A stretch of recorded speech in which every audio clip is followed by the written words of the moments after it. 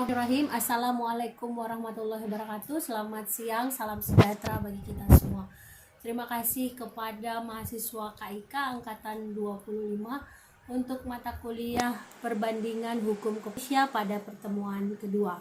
Pada minggu lalu saya telah menjelaskan apa itu hukum, bagaimana hukum kepolisian, dan kemudian bagaimana hukum kepolisian di negara-negara lain. Dan pertemuan kedua ini saya akan mencoba menjelaskan mengenai hubungan Polri dengan negara atau badan atau lembaga internasional terkait kerjasama untuk membahas kepolisian. Dasar hukum dari adanya kerjasama ini adalah SK Keputusan Perdana Menteri RI nomor 245 PM/1954 tanggal 5 Oktober 19, di mana jawatan kepolisian negara ditunjuk dan ditetapkan sebagai Biro Pusat Nasional Indonesia atau National Central Bureau Indonesia, mewakili pemerintah Republik Indonesia di dalam organisasi International Police. DKN berubah menjadi International Police sejak 1978. Tugas International Police atau Interpol itu menjalin hubungan kerjasama dengan berbagai negara atau badan atau lembaga-lembaga internasional sesuai tujuan organisasi Central Police Organization atau ICPO. Anggaran dasar ICPO pada pasal 2 menyebutkan 1. Menjalin dan memajukan kerjasama antar negara dalam hal ini dalam batas-batas hukum negara masing-masing dengan semangat HAM. Kemudian mendirikan dan mengembangkan badan secara efektif akan membantu dalam bidang pencegahan dan pemberantasan kejahatan transnasional. Kemudian Interpol Indonesia itu dikepalai oleh Kapolri. Kapolri menjadi kepala NCB atau Head National Central Bureau. Indonesia menyelenggarakan tugas kewajiban sebagai National Central Bureau dan Service Correspondent, termasuk pembinaan saluran komunikasi Interpol, mewakili pemerintah dalam hubungan dengan ICPO. Kapolri mewakili pemerintah Indonesia dalam kegiatan usaha pencegahan dan pemberantasan kejahatan transnasional sekaligus sebagai koordinatif fungsional. Di dalam struktur organisasi Interpol dalam hal ini bahwa dikepalai oleh Kapolri, kemudian ada SES NCB Interpol, dan ada KUR-TU, ada kepala bagian Jatinter, ada kepala bagian Kominter, kepala bagian Konfinter, dan kepala bagian Lotas. Kemudian dalam proses NCB Interpol Indonesia, Sekretariat NCB Interpol Indonesia adalah salah satu biro yang berada dalam struktur organisasi divisi hubungan internasional. Polri atau Divhub Interpolri yang bertugas membina, mengawasi, dan mengendalikan penyelenggaraan tugas NCB Interpol dalam kerjasama internasional dalam lingkup bilateral dan multilateral, dan melaksanakan tugasnya. Set NCB Interpol Indonesia menyelenggarakan fungsi 1 sebagai pelaksana kerjasama internasional dalam rangka penanggulangan kejahatan internasional atau transnasional, kemudian penyusunan perjanjian internasional dan menyelenggarakan forum pertemuan internasional bilateral dan multilateral, kemudian pertukaran informasi intelijen kriminal melalui sistem jaringan Interpol dan Asian Apol, pembinaan teknis atas Polri, SLO, STP, dan LO. Sekretariat NCB Interpol Indonesia dalam melaksanakan tugasnya dibantu oleh bagian kejahatan internasional atau Bagjantinter, bagian komunikasi internasional Bakkominter, bagian konvensi internasional Bakkonfinter, dan bagian liaison officer dan perbatasan atau Baklotas. Dalam hal ini NCB Polri sebagai struktur dari organisasi divisi hubungan internasional yang ada di Polri. Kemudian sejarah Interpol. Sejarah lahirnya organisasi ICPO atau Interpol karena adanya persamaan kepentingan dalam pemberantasan kejahatan transnasional dan internasional di antara negara-negara di dunia sebagai berikut. Karena satu, perkembangan teknologi, kemudian dalam menghadapi gejala-gejala tersebut, negara-negara mengalami kesulitan baik bersifat yuridis maupun prosedur.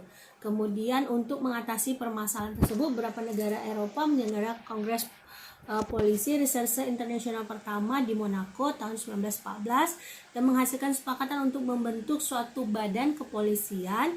Di Kongres kedua Wina 1923 telah disahkan suatu organisasi kepolisian internasional yang disebut International Criminal Police Commission atau ICPC, dan Wina ditetapkan sebagai markas besar. Pada tahun 1956, nama ICPC berubah menjadi International Criminal Prison atau yang dikenal dengan ICPO, dengan menggunakan kata sandi Interpol dan juga sekaligus digunakan sebagai alamat telegrafis dalam pertukaran informasi dan komunikasi antar negara anggota. Pada tahun 1984, markas besar ICPO Interpol itu dipindahkan ke Wina ke Lyon, Prancis. Jadi markas besar untuk International Police ada di Prancis. Kemudian dalam melaksanakan tugas, prinsip Interpol itu menganut beberapa azas. Dalam hal ini adalah azas kedaulatan nasional, tetap saling menjaga dan menghormati kedaulatan masing-masing negara. Prinsip hukum pidana umum dalam kerjasama pencegahan dan pemberantasan kejahatan internasional merupakan pelanggaran ketentuan tindak pidana umum dari masing-masing negara. Universal, tidak ada suatu negara yang mentolerir kejahatan. Kemudian azas kerjasama menggunakan metode kerjasama sebagai wadah Interpol ditentukan oleh pertukaran bentuk-bentuk kejahatan internasional yang setiap negara bekerja sama harus memperoleh manfaat dari kerjasama tersebut. Organisasi yang fleksibel, di mana Interpol sebagai organisasi harus fleksibel dalam menjalankan tugasnya. Pertumbuhan dan penyempurnaan harus berdasarkan pada perkembangan global. Kemudian apa saja sih kejahatan transnasional yang menjadi kerjasama di berbagai negara, khususnya Interpol, yakni kerjasama terorisme, kerjasama narkoba, bagaimana memberantas perdagangan orang, kerjasama bagaimana kejahatan di laut, pencucian uang, penyeludupan senjata, kejahatan dunia maya, dan kejahatan ekonomi. Dalam perkembangan kerjasama ini, khususnya di Indonesia, di kerjasama internasional atau pada pemberantasan kejahatan terorisme itu tahun 1999 Federal Bureau of Investigation atau FBI itu lembaga penegak hukum Amerika Serikat yang tergabung dalam Joint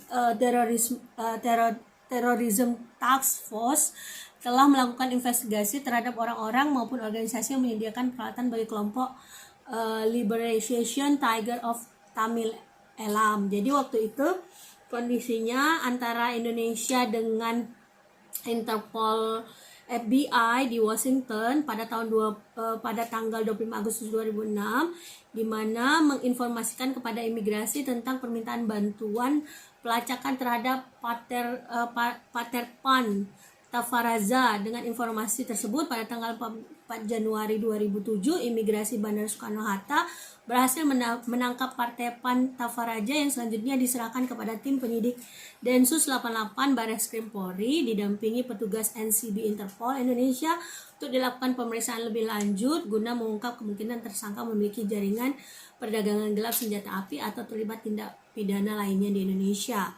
Kemudian pada proses tersebut kemudian adanya penangkapan, ya kan, karena belum adanya perjanjian ekstradisi antara Indonesia dengan Amerika Serikat, maka untuk penyerahan tersangka dari Indonesia ke Amerika Serikat telah dilakukan koordinasi antar NCB Interpol Indonesia dengan Interpol Washington maupun perwakilan FBI di Jakarta tentang teknis penyerahan tersangka dengan dua alternatif. Alternatif pertamanya, bagaimana pemerintah Amerika Serikat meminta pemerintah Sri Lanka untuk membuat surat ke pemerintah Indonesia tembusan Kapolri agar penyerahan tersangka langsung ke pemerintah Amerika Serikat melalui perwakilan FBI di Jakarta. Kemudian pemerintah Amerika Serikat bekerja sama dengan pemerintah Sri Lanka agar pihak kedutaan Sri Lanka di Jakarta bersedia menerima tersangka dari Sri Lanka menyerahkan ke pemerintah Amerika Serikat melalui perwakilan FBI di Jakarta. Jadi proses penangkapan tersebut dan proses penyerahan tersangka dari Indonesia ke Amerika Serikat dengan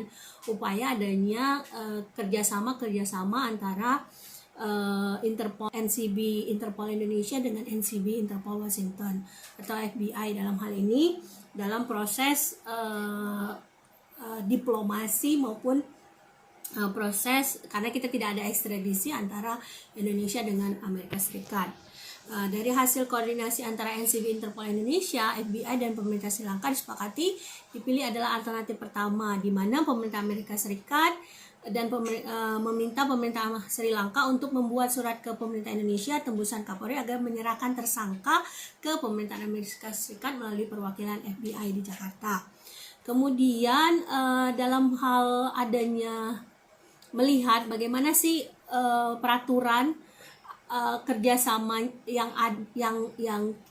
dilakukan oleh Interpol Indonesia, yakni kita mengadakan ekstradisi. Yang ada adalah ekstradisi antara Malaysia dengan Indonesia, Indonesia dengan Filipina. Kemudian adanya kesepakatan bersama joint communique of the 6th Asian Ministerial Meeting and on Transnational Crime MTC OMTC kerjasama dengan negara ASEAN dalam pemberantasan kejahatan transnasional. Kemudian ada MOU penandatanganan kerjasama Polri dengan Kepolisian Timur Leste, MOU antara Polri dengan Korea Selatan, Kepolisian Nasional Korea Selatan. Terus juga selain itu melihat peraturan Kapolri nomor 1 tahun 2020 tentang atase dan staf teknis kepolisian.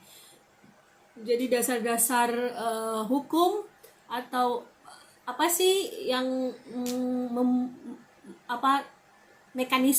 mekanisme dari proses kerjasama antar kepolisian internasional.